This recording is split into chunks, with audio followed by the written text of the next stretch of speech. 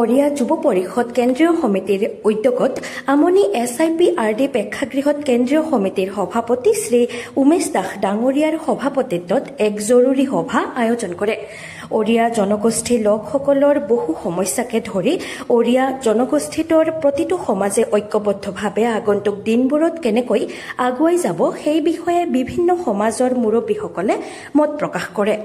শিক্ষা দিশত হওক, আৰ্থিক দিশৰ লগতে নিজৰ নিজৰ সমাজৰ কলাকৃষ্টিসমূহক জীয়াই ৰখাৰ উদ্দেশ্যৰ লগতে আগন্তুক অসম অৰিয়া যুৱ পৰিষদ কেন্দ্ৰীয় অধিৱেশনখন অতি সোনকালে আয়োজন কৰাৰ সিদ্ধান্ত লয়।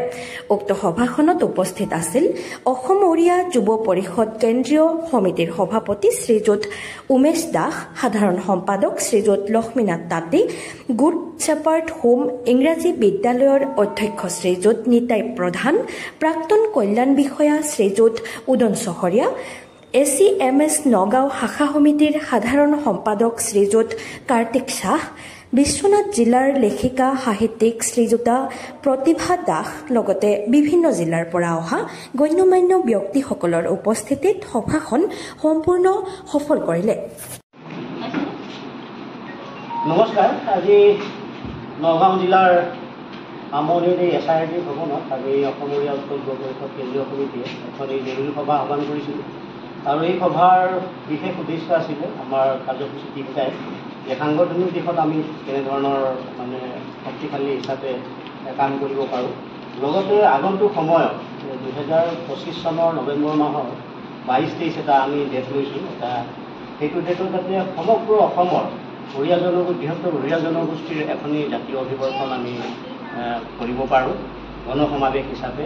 তাৰ কাৰণে আমাৰ যিখিনি অৰিয়া জনগোষ্ঠীৰ 157টা টাইটেল, 157টা উপাধি থকা বৃহত্তৰ এটা অৰিয়া জনগোষ্ঠী।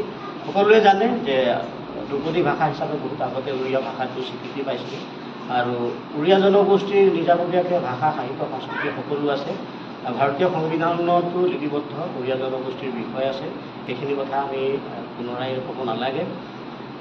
সেই হিচাপে গোটেই চাহ জনগোষ্ঠী অধ্যুষিত অঞ্চলত বা আদিবাসী অধ্যুষিত অঞ্চলত যিখিনি জনগোষ্ঠী থাকে তাৰে ভিতৰত আমি যদি চাওঁ তো অৰিয়া জনগোষ্ঠীৰ লোকসকল বিশেষকৈ এইখিনি টাইটেল আমি যিখিনি ক'লোঁ 157টা সেইখিনি মানুহ পোৱা যায়।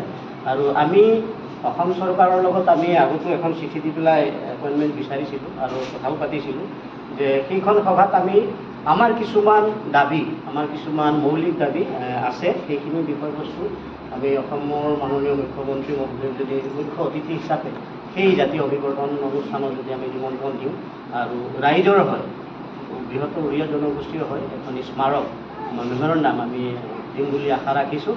তাতে বিভিন্ন ধৰণৰ কথা থাকিব আৰু অসমৰ বিভিন্ন অঞ্চলত যিখিনি অৰিয়া জনগোষ্ঠীৰ বিভিন্ন দিশত মানুহ আছে, সাহিত্যিক, বুদ্ধিজীৱী, শিল্পীসকল আছে, কিছুমান খেলুৱৈ আছে, সকলোকে মাতি যাতে আমি বিভিন্ন ধৰণৰ এটা আলোচনা চক্ৰ পৰৱৰ্তী সময়ত যাতে অৰিয়া জনগোষ্ঠীৰ কামত আহে সেই হিচাপে আমি এখন আলোচনা চক্ৰ ৰাখিম বুলি ভাবিছোঁ।